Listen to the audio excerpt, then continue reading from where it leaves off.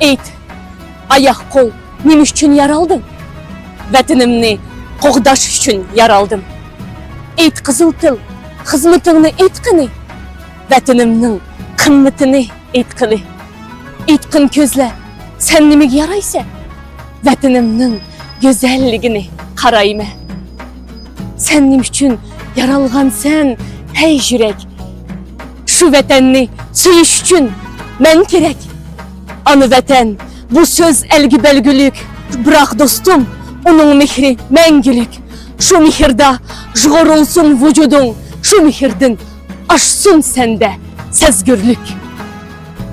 Kımmetlik akla, inila, jigitler, bugün biz üçün şanlıq meyrem vatan himayecileri günü. Şunun üçün mukaddes borcunu ötep, memleketimizin bexatarligini, ahalının tinchligini ta'minlayotgan yigitlarni vatan himayecileri günü bilen samimiy tabriklaymiz. Ailanglarda, ishlaringlarda xotirjamlik yor bo'lsin.